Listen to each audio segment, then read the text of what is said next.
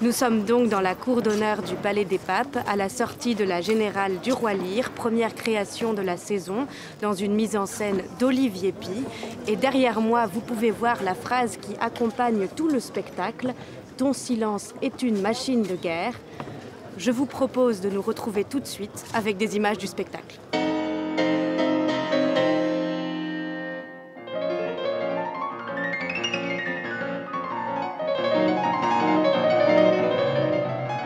C'est fait! En perdant votre père, vous perdez votre époux. Père part ce soir. Oui, c'est toi et c'est moi le mois prochain. Notre père préfère son bâtard au légitime. Légitime, rôle de mots, hein. Le mal n'existe pas pour celui qui est bon.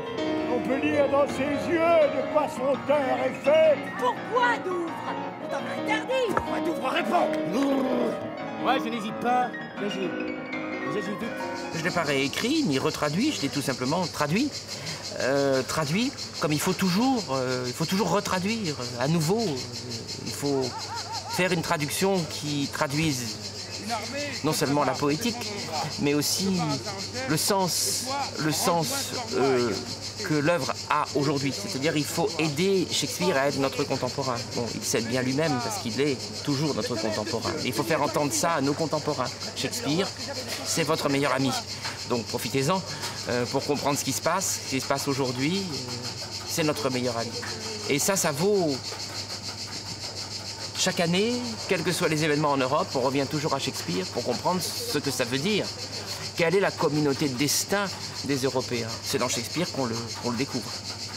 Le Roi Lear commence par un énigmatique silence. C'est le silence d'une jeune femme qui refuse tout simplement de mentir, qui refuse que la parole soit prostituée. Cordelia, c'est la fille de Lear et elle refuse de mentir. Elle veut dire la vérité. Mais pour dire la vérité, elle doit commencer par se taire. Donc c'est un silence qui rend hommage à la parole. Et ce silence est énigmatique et le Roi Lear ne le comprend pas.